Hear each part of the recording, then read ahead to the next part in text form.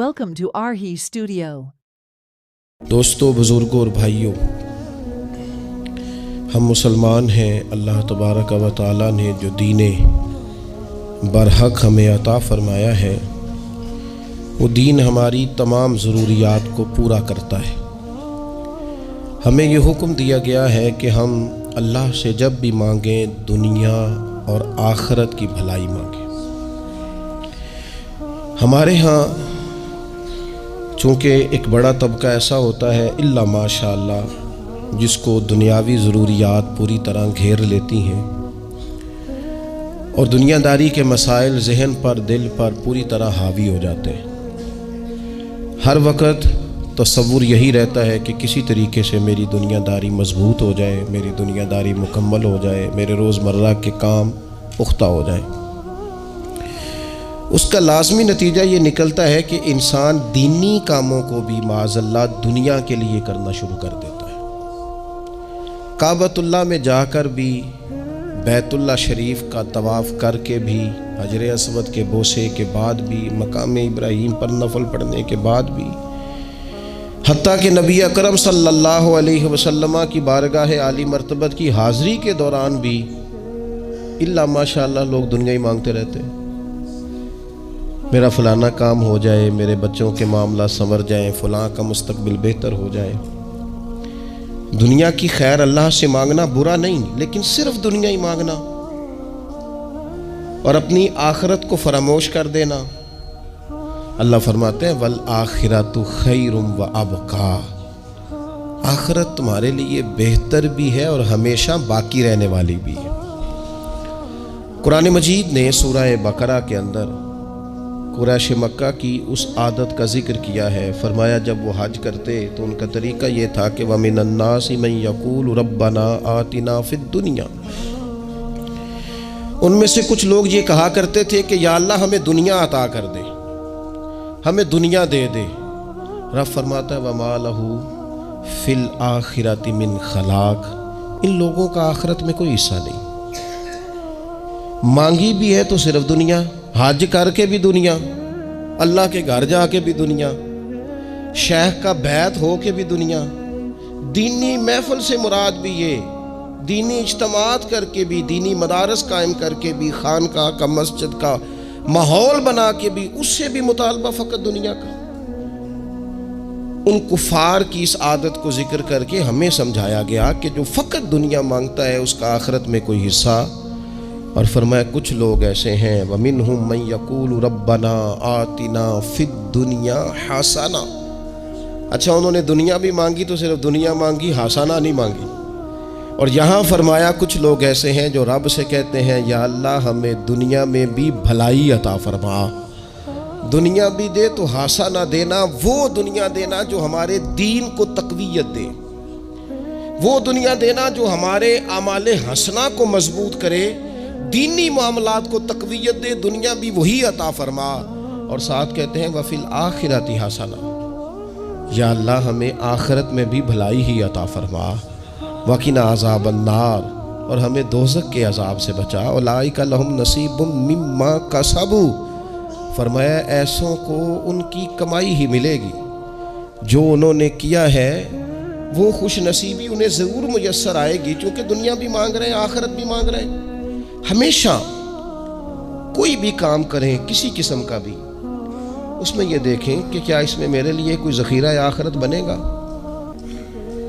کیا یہ کام میری قبر میں، حشر میں، قیامت میں میرے لیے کوئی فائدہ مند ہوگا۔ میں بڑے درد سے عرض کرتا ہوں بعض لوگ دینی کام کرتے ہیں اور ان سے جب سوالات کیے جاتے ہیں تو وہ بعض اوقات تکلیف دہ معاملہ ہو جاتا ہے کہ اس دینی کام کے پیچھے بھی وہ والا خلوص نہیں جو ایک مسلمان کا رب رسول کے ساتھ ہونا چاہیے، اس دینی کام کے پیچھے بھی کچھ دنیاوی مقاصد موجود ہیں۔ تو اگر بڑی پگڑی اور بڑے جبے کے پیچھے بھی ایک دنیا دار چھپا ہوا ہو، لوگوں کو تو دھوکہ دیا جا سکتا ہے، رب رسول کو تو نہیں نہ دیا جا سکتا۔ وہاں تو دلوں کا خلوص ہی پہنچتا ہے، وہاں تو نیتوں کا حسن ہی پہنچتا ہے۔ تو اللہ تبارک و تعالیٰ سے جب بھی سوال کیا جائے دنیا اور آخرت کی بہتری کا سوال کیا جائے۔ ایک لفظ ہے حدیث پاک میں جس کو عافیت کہتے ہیں، ترمذی شریف میں حضرت سیدنا عباس بن عبد المطلب رضی اللہ تعالیٰ عنہ آپ کی روایت موجود ہے، فرماتے ہیں میں نبی پاک صلی اللہ تعالیٰ علیہ وسلم کی خدمت عالی مرتبت میں حاضر ہوا تو میں نے عرض کی یا رسول اللہ صلی اللہ تعالیٰ علیہ وسلم مجھے ایسی چیز بتائیں جو میں اپنے رب سے مانگوں۔ چیز مانگنی ہوتی ہے نا، بعض اوقات موقع ملتا ہے تو کئی دفعہ انسان امتحان میں آ جاتا ہے کہ اب مجھے موقع مل گیا ہے، مجھے کہا گیا کچھ مانگ لو تو بھلا میں کیا مانگوں۔ حضرت عباس بن عبد المطلب رضی اللہ تعالیٰ عنہ نبی پاک علیہ السلام کے پیارے چچا جان ہیں، عرض گزار ہیں یا رسول اللہ صلی اللہ علیہ وسلم مجھے بتائیے میں اپنے رب سے مانگوں تو کیا مانگوں؟ تو حضور نے فرمایا رب سے عافیت مانگو۔ کہتے میں کچھ دن رکا، کچھ دنوں کے بعد پھر حاضر بارگاہ ہوا اور عرض کی یا رسول اللہ صلی اللہ تعالیٰ علیہ وسلم مجھے بتائیے میں اپنے مالک سے مانگوں تو کیا مانگوں؟ تو حضور نے پھر فرمایا اللہ سے مانگنا تو عافیت مانگنا۔ بزرگ فرماتے ہیں یہ عافیت کیا ہے؟ عافیت یہ ہے کہ یا اللہ ظاہری پریشانیاں، باطنی پریشانیاں، اے اللہ ظاہر کے میل کچیل بھی دور ہو جائیں، باطن کے بھی دور ہو جائیں، اے اللہ ہر معاملے میں، ہر آزمائش میں، ہر دکھ میں ہمیں تیری پناہ نصیب ہو جائے۔ یہ عافیت ہے۔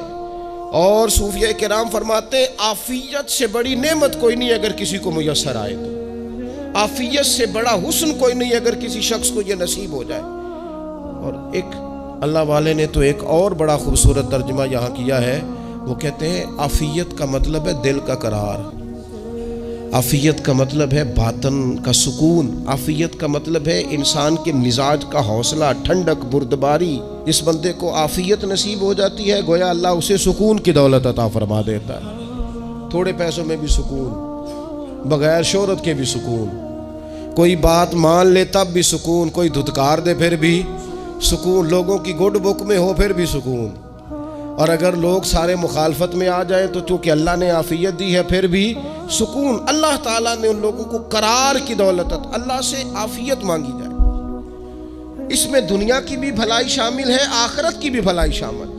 نبی اکرم صلی اللہ تعالیٰ علیہ وسلم توجہ دلاتے کہ اللہ سے تم عافیت مانگو، ہمارا نہ جی، کیونکہ سب سے بڑا مسئلہ روحانی تربیت کا ہے۔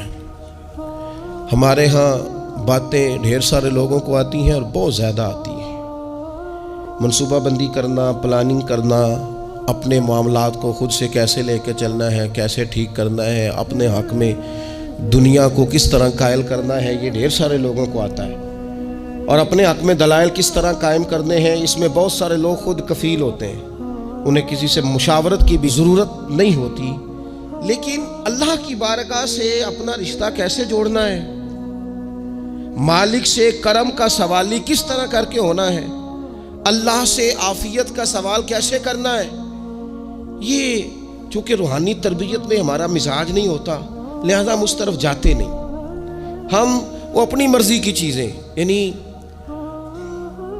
وظیفہ پوچھ کے گئے ایک صاحب، کچھ عرصے کے بعد آئے ہیں تو آ کے کہتے ہیں مولانا صاحب، پیر صاحب یا قاری صاحب یا فلاں صاحب، کسی سے بھی پوچھ کے گئے جس کو نیک آدمی جانا، پھر لوٹ کر آ کے کہتے ہیں کہ آپ نے وظیفہ بتایا تھا پر کام کوئی نہیں ہوا۔ تو میں تو صاف کہتا ہوں اور کھلے دل سے کہتا ہوں کہ بھئی وظیفہ آپ کو بتایا تھا کہ اللہ کی رحمت متوجہ ہوگی، خدا کی رحمت کو آواز دینے کے لیے وظیفہ دیا تھا، کوئی بھی وظیفہ رب کو مجبور تو نہیں نہ کر سکتا معاذ۔ اور وظائف کس لیے پڑھے جاتے ہیں کہ جلدی سے معاملات ٹھیک ہو جائیں، میرے حق میں چیزیں بہتر ہو جائیں، تو اللہ کی رضا کے لیے پڑھے جاتے۔ تو وظائف کو، عبادات کو، نوافل کو، تلاوت کو، درود پاک کو تو رضا الہی کا ذریعہ بنانا چاہیے، لیکن ہم چونکہ ایک پورا الجھاؤ رکھتے ہیں اپنی دنیا داری کے معاملات سیدھے کرنے، ایک پورا خیر رکھتے ہیں۔ وہ لوگ ملتے رہتے ہیں مختلف بزرگوں کی نسبت کے تعلق سے، تو بعض جگہوں پہ بعض لوگ بڑے تیز ہوتے ہیں، یعنی ان سے آپ کی ملاقات ہوتی ہے تو بندے کو محسوس ہوتا ہے کہ یار اسے تو پہلے ہی ساری باتوں کا پتہ ہے، اور کئی دفعہ ان سے ملنے کے بعد احساس ہوتا ہے کہ یار اس سے تو تھوڑا سیکھ ہی لیتے تو بہتر تھا، یہ تو بات بڑی آگے نکل گئی۔ سارا پتہ ہوتا ہے، باشعور ہوتے ہیں، لیکن ڈر آتا ہے اللہ سے۔ اتنا باشعور آدمی، سمجھدار، پنچایت، پریا، لوگ، دین، دنیا سارا پتہ ہے، نماز کا ٹائم آ گیا تو وہ چھپتا پھرتا ہے، اس کی طبیعت پر بوجھ بن رہا ہے معاذ اللہ اللہ کے حضور حاضر ہونا، اسے خیر کا کام کرنا پڑ رہا ہے تو وہ ادھر ادھر نکلتا جا رہا ہے۔ تو سوال یہ ہے کہ پھر یہ شعور کا کیا مطلب رکھا ہوا ہے ہم نے؟ پھر اللہ سے دعا کرنے کی ضرورت نہیں۔ وہ حضرت عارف رومی رحمۃ اللہ تعالی علیہ فرمایا کرتے تھے بعض لوگوں کو رب سارا کچھ دیتا ہے، سجدے کی توفیق نہیں دیتا۔ اس کا مطلب یہ ہے کہ وہ کہتا ہے یہ سارا کچھ لے اور نکل جا، میرے گھر نہ آنا، رکھ سارا کچھ پاس۔ رب سے عافیت مانگی جائے، اس سے اس کا فضل مانگا جائے، اس سے اس کا کرم مانگا جائے۔ اللہ کے پیارے رسول صلی اللہ تعالی علیہ وآلہ وسلم اس عافیت مانگنے پر زور دیتے، توجہ دیتے۔ میں آپ کو صحیح بتاتا ہوں،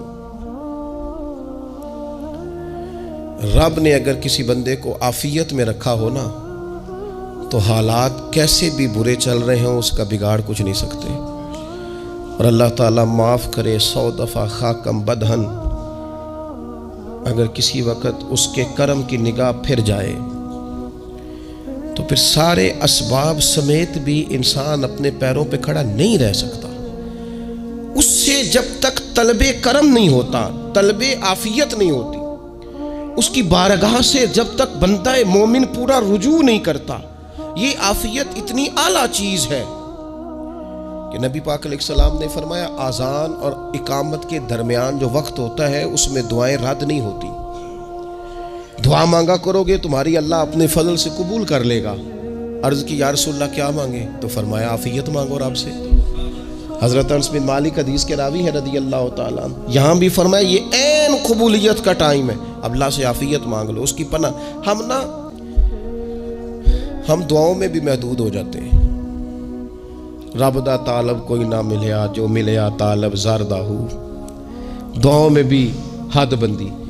بعض اوقات بچے بھی تربیت کرتے ہیں نا، ایک مولانا ہے، ان کا خیال ہے کہ انہوں نے مجھ سے کچھ پڑھا ہے تو کبھی کبھی استاد جی کہہ دیتے ہیں، بہت پرانی بات ہے، انہوں نے مجھے فون کیا کہ اگر آپ کبھی تشریف لائیں، تو میں نے کہا پتر دعا مانگ اللہ کو چھوٹی جی گڈی دے وے۔ تو اس بچے نے میری بڑی تربیت کی، کہنے لگا استاد جی اللہ کو لو منگنی ہے تو وڈی ساری منگو، آپ نے محدود کیوں کیا کہ بھئی یہ چھوٹی سی اللہ گاڑی کیوں اللہ چھوٹی دے، رب دے تو بڑی دے اور رحمت سے دے، اللہ سے مانگنی ہے نا جی۔ ہم تربیت نہیں لیتے۔ میں نے اس کا شکریہ ادا کیا، میں نے کہا بیٹے تو نے بڑی سونی بات کی، اللہ تجھے اس کا اجر عطا کرے، اللہ تجھے برکات عطا کرے۔ اگر آپ نے سیکھنا ہے تو پھر آپ سیکھ لیں گے، اور اگر نہیں سیکھنا تو پھر یہی کہنا ہے ساری عمر لنگ گئی بندہ کو نہیں ملیا، چونکہ مزاج نہیں ہے نا سیکھنے کا، اس لیے پھر ملا ہی کوئی نہیں، پھر ساری زندگی کو میسر ہی نہیں آیا، کسی نے نصیحت ہی نہیں کی، کوئی آنکھوں کو بھایا ہی نہیں۔ خود ہی بڑے سیانے تھے، خود ہی بہت بڑے تھے، اپنا قد ہی بڑا اونچا تھا، سب ٹھگنے چھوٹے اور کمزور اور بونے نظر آئے۔ عزیز بھائی، جب عافیت، ایک بزرگ تھے ہر وقت اللہ سے عافیت مانگتے تھے، ہر وقت اللہ سے عافیت مانگتے تھے، ہر وقت عافیت مانگتے تھے۔ لوگوں نے پوچھا، لوگ ان کو صالح جانتے تھے، نیک سمجھتے تھے، کہ حضور آپ اور کوئی دعا مانگتے نہیں، عافیت ہی مانگتے ہیں۔ فرمانے لگے میں مانگا کرتا تھا شروع میں، بعد میں خیال آیا ہے اور بھی دعائیں مانگا کرتا تھا، یہ احساس بعد میں نصیب ہوا۔ فرماتے میں مزدوری کرتا تھا، مال برداری کرتا تھا، ایک جگہ پہ ڈیوٹی کر رہا تھا تو تھک گیا، اور وہ جو کام لینے والے لوگ تھے ان کا رویہ بھی بڑا ترش تھا، تکلیف ہوئی، تو میں نے اپنے مالک کی بارگاہ میں عرض کی مالک اگر 2 روٹی بغیر مجھے مشقت کے مل جائے دن میں تو تیری بارگاہ تو بڑی کریم ہے۔ کہتے ہو میں نے یہ دعا مانگ لی، ذرا میں تھوڑا آگے بڑھا تو 2 بندے آپس میں لڑ رہے تھے، میں ان کی صلح کرانے کے لیے، انہیں بچانے کے لیے آگے بڑھا، تو میں جس کو چھڑا رہا تھا دوسرے نے میرے اوپر ضرب لگا دی، میرا بھی سر پھٹ گیا۔ تھوڑی دیر کے بعد وہاں پولیس آ گئی، وہ تینوں کو لڑنے والا سمجھ کے اٹھا کے لے گئے، مجھے جیل ہو گئی۔ 2 روٹیاں بغیر مشقت کے روز ملنی شروع ہو گئی۔ دعا مانگی تھی نا کہ یا اللہ 2 روٹیاں مل جائے نا بغیر مشقت کے، کہتے ہیں وہ 2 روٹیاں روز ملتی، کوئی کام نہیں کرنا پڑتا، پر جیل ہو گئی۔ فرماتے ہیں میں بڑا پریشان تھا، روز روٹیاں پابندی سے آتی اور بہترین آتی، کھانا ملتا۔ پھر کچھ عرصے کے بعد میں نے سوچا کہ یار یہ دعا تو قبول ہو گئی نا تیری، اب تو اگر اس پر کوئی الگ بات کرے گا تو وہ تو غلط کرے گا، کہتے پھر خود ہی میرے دل میں اللہ نے بات ڈالی اور میں نے عرض کی مالک 2 روٹیاں نہیں، مجھے تو عافیت چاہیے، مجھے تو عافیت دے، میرے اوپر تو کرم فرما، تو نظر رحمت کر، جے ایک قطرہ بخشے مینوں، جے ایک قطرہ بخشے مینوں تے کام بن جاندا ہی میرا، مہربانی کر عافیت عطا کر۔ فرماتے پھر خدا نے کرم کیا، کہاں سے اسباب بنے میرے جیل سے چھوٹنے کے، کون کون میرے ضمانتی بنے اللہ ہی جانتا ہے۔ فرماتے ہیں دروازے بھی کھل گئے، رزق بھی ملتا ہے، صحت بھی میسر ہے، سجدہ بھی کر لیتا ہوں، سویرے تلاوت بھی کرتا ہوں، شام کو مدینے والے کی بارگاہ میں رج کے درود و سلام بھی عرض کرتا ہوں، میں ممکن ہوتا ہے تو کسی غریب کی داد رسی بھی کرتا ہوں۔ اب سمجھ آئی ہے ربنا آتنا فی الدنیا حسنۃ وفی الآخرۃ حسنۃ وقنا عذاب النار۔ اب سمجھ آئی ہے رب سے جب بھی مانگنا ہے عافیت ہی مانگنی ہے، اس سے کرم مانگ۔ ہم نے محدود دعائیں رکھی ہوئی ہیں، محدود، وہ جی فلانا کام میرا ہو جائے تو بھئی وہ ایک ہو گیا، اس کے بعد پھر نئی ٹینشن بن جائے گی، نہیں میں جی بچوں کی شادی کر لوں جی پھر میں فارغ ہوں۔ آپ شادی کر کے دیکھیں لاگ پتہ جائے گا کیسے فارغ ہوتے ہیں۔ آپ یہاں رکتے کیوں ہیں؟ آپ خدا سے عافیت کیوں نہیں طلب کرتے؟ اس کی بارگاہ سے وہ کیوں نہیں مانگتے کہ جو ایک قطرہ ملے تو دنیا اور آخرت کے سارے کام ہو جائے؟ اس سے اس کی رحمت کا سوال کرے، اس سے اس کے کرم کا سوال کرے۔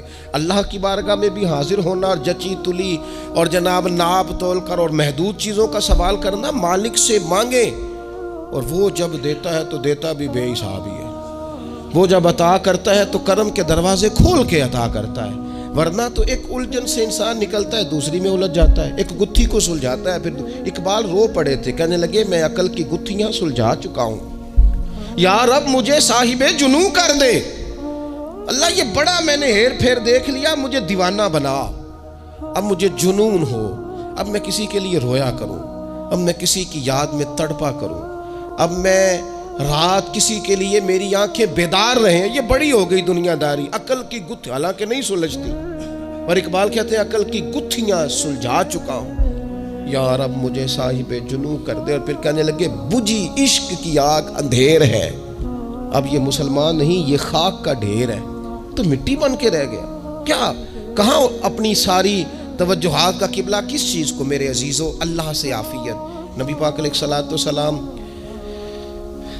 نے ایک شخص سے پوچھا کیا دعا مانگ رہے ہو؟ تو اس نے کہا یا رسول اللہ میں اللہ کی بارگاہ میں صبر کا سوال کر رہا ہوں۔ تو حضور فرمانے لگے صبر تو مصیبت پر ہوتا ہے۔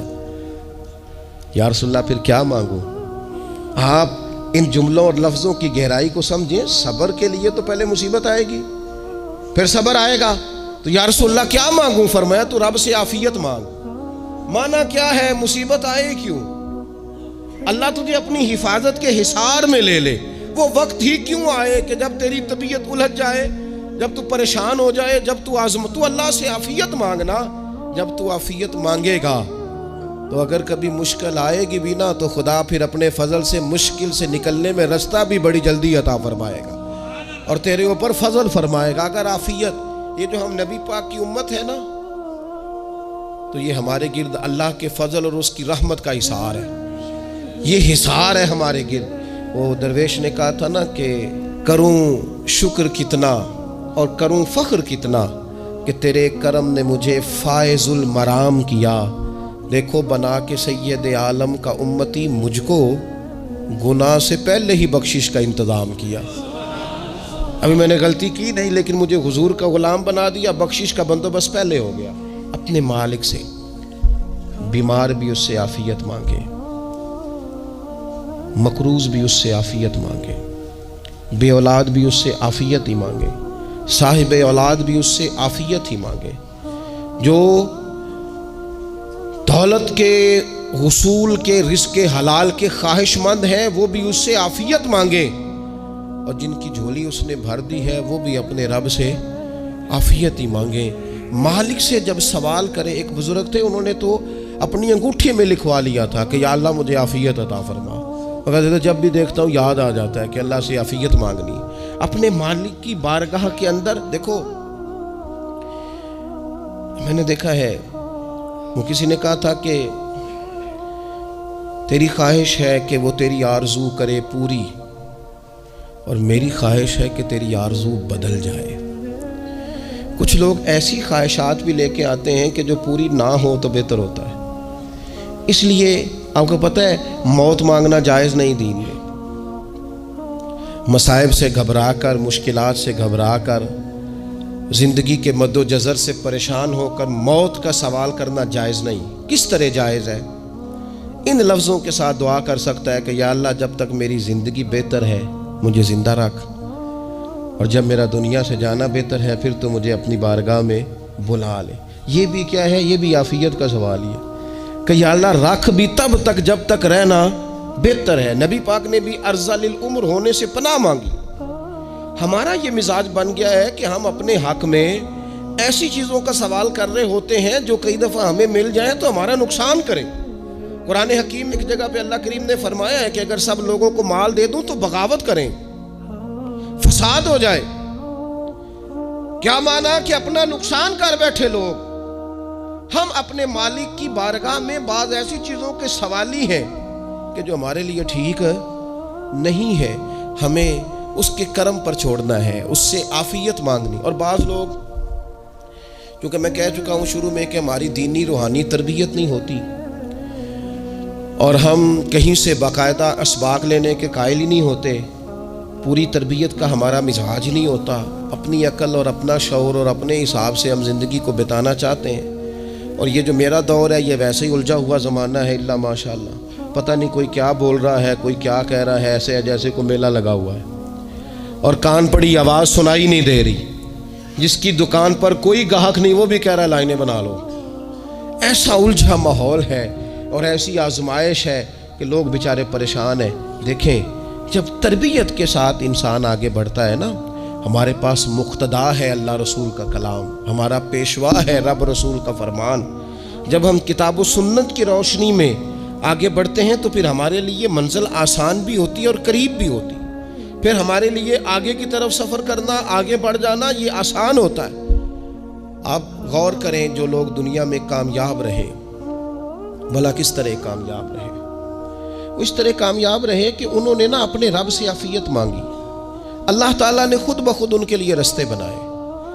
آپ تاریخ پڑھیں گے بعض لوگوں کی تو لگ نہیں رہا تھا کہ وہ اتنی کامیابی حاصل کریں گے۔ دیکھ لیں آپ حضرت غوث اعظم جیلانی رضی اللہ تعالیٰ عنہ بغداد شریف تشریف لاتے ہیں تو ان کی کیفیت یہ ہے کہ پتے کھا کے گزارا کرنا پڑتا ہے، یعنی پیچھے کوئی ایسا بیک گراؤنڈ کسی کا بنایا ہوا ادارہ، کوئی بڑی خانقاہ، کوئی بڑے لمبے چوڑے والد صاحب کے مریدین، کوئی بڑا لمبا سلسلہ نہیں مل رہا۔ ان کو بظاہر پتے کھا کے گزارا کرنا پڑتا ہے، لیکن چونکہ وہ نکلے ہیں اللہ کی مدد کے ساتھ، انہیں اللہ نے تائید دی ہے، فضل فرمایا ہے، تو نتیجہ یہ نکلا ہے کہ 70 ہزار بندہ ایک ایک وقت میں تربیت لینے کے لیے ان کے سامنے موجود ہے۔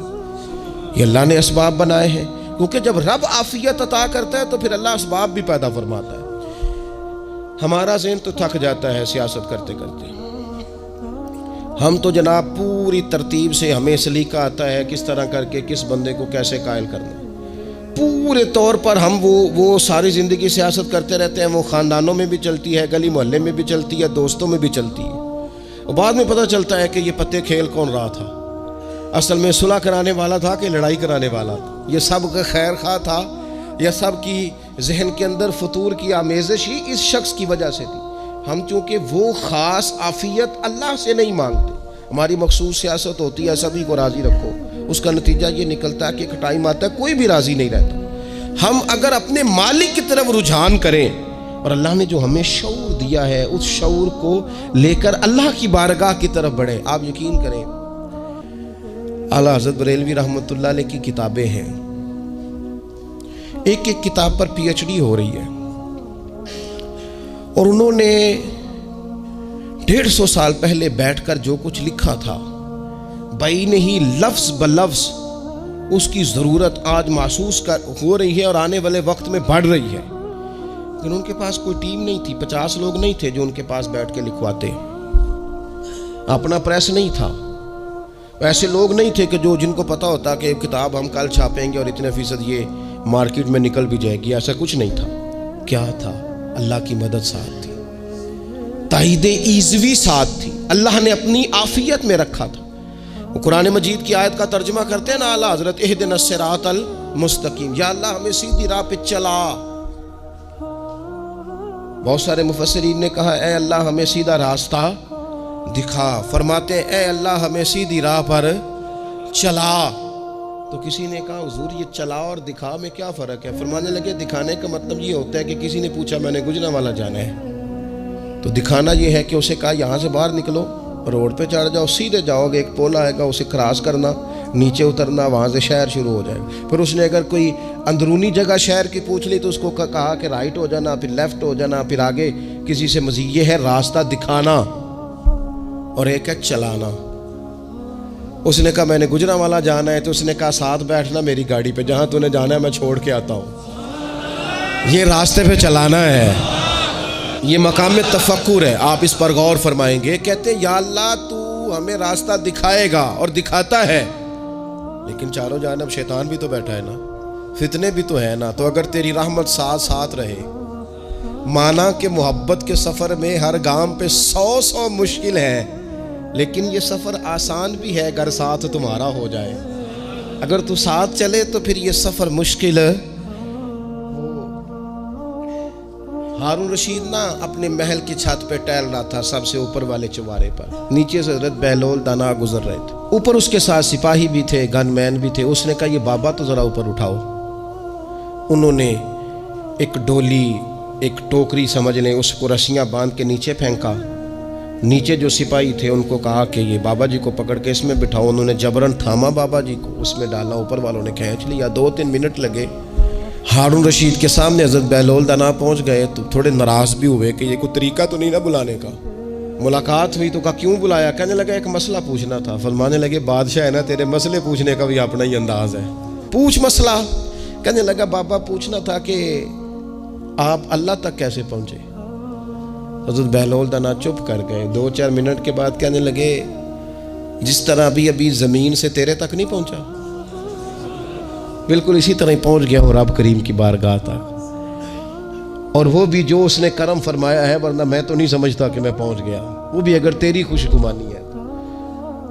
ہارون رشید کہنے لگا مجھے سمجھ نہیں آئی۔ فرمانے لگے تو بادشاہ جو ہے اتنی جلدی کیسے سمجھ میں آئے گی تجھے بات؟ فرمانے لگے اگر میں تجھ سے ملنا چاہتا نا تو میں ایک درخواست لکھتا، پھر کسی وزیر سے سفارشی سائن کراتا، پھر وہ جمع کراتا، پھر مجھے ٹائم ملتا کہ فلاں دن فلاں تاریخ فلاں ٹائم آ جانا، پھر آ کے میں لائن میں لگتا۔ پھر بھی تو بادشاہ ہے، تیرا موڈ بنتا ملنے کا کہ نہ بنتا؟ جب میں چاہتا تو پتہ نہیں کتنا ٹائم لگ جاتا، جب تو نے چاہا ہے نا تو 1 منٹ بھی نہیں لگا۔ فرمانے لگے میں نے دعویٰ ہی نہیں کیا کہ میں جد و جہد کر کے پہنچوں گا، میں نے تو رب کی بارگاہ میں عاجزی کی ہے، پھر رب نے ہی کرم فرمایا ہے، اسی نے مہربانی کی ہے۔ مانا کہ محبت کے سفر میں ہر گام پہ 100 مشکل ہے، لیکن یہ سفر آسان بھی ہے اگر ساتھ تمہارا ہو جائے۔ اس کے کرم کا ساتھ رہا ہے، اس سے عافیت مانگی ہے، اپنے آپ کو اس کے سپرد کیا ہے تو اس نے کرم کر دیا۔ جب تک یہ مزاج نہیں ہم بناتے کہ مالک سے عافیت کا سوال کریں، اپنے آپ کو اپنے رب کے حوالے کر دیں، اس کی رحمتوں کے سپرد کر دیں، اتنی دیر تک زندگی میں ٹھہراؤ نہیں آتا، قرار نہیں آتا۔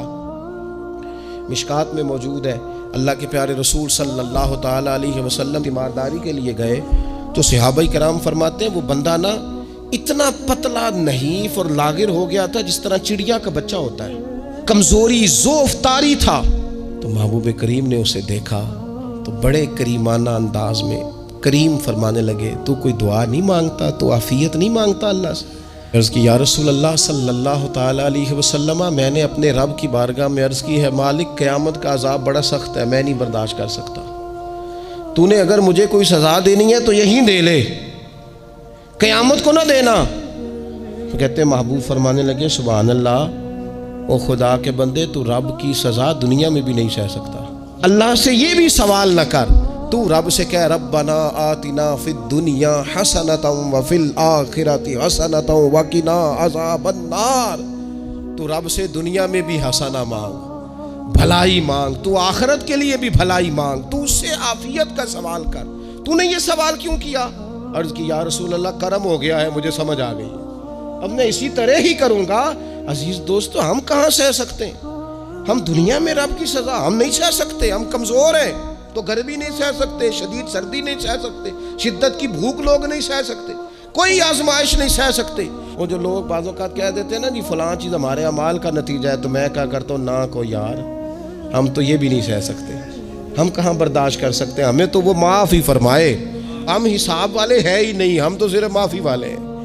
ہم سے نہ حساب پوچھے، اس نے حساب پوچھا تو پھر تو بڑی مشکل ہو جائے گی، اگر اس نے حساب پوچھا تو بڑی رسوائی ہو جائے گی، اگر حساب پوچھا تو مشکلات سامنے دکھائی دینے لگ جائیں گی۔ ہم سے تو وہ درگزر والا معاملہ کرے، ہم سے تو وہ کہے جا میں نے محبوب کے صدقے تجھے معاف کیا، جا تیرے لیے رحمت اور بخشش والا فیصلہ کیا۔ وہ کوئی سبب اس کی رحمت کسی سبب کو دیکھ لے اور درگزر کر لے۔ تو آج کی پوری گفتگو میں آج آپ کو بڑی ذمہ داری سے یہ گزارش کر رہا ہوں، اللہ سے عافیت مانگے، ہر وقت عافیت مانگے۔ میری سالوں سے روٹین ہے، میں دعا مانگتا ہوں اللہم انا نسألک العفو والعافیت فی الدین والدنیا والآخرہ۔ اور یہ خاموش تبلیغ ہوتی رہی، میں مانگتا رہا، کئی بچوں کو ویسے یاد ہو گئی، اس کو یاد کر لیں، اللہ سے عافیت مانگیں، دین میں، دنیا میں، آخرت میں، اس کو اپنا مزاج بنائیں۔ اللہ تبارک و تعالی ہم سب کو عافیت نصیب فرمائے۔ آخر دعوانا الحمد۔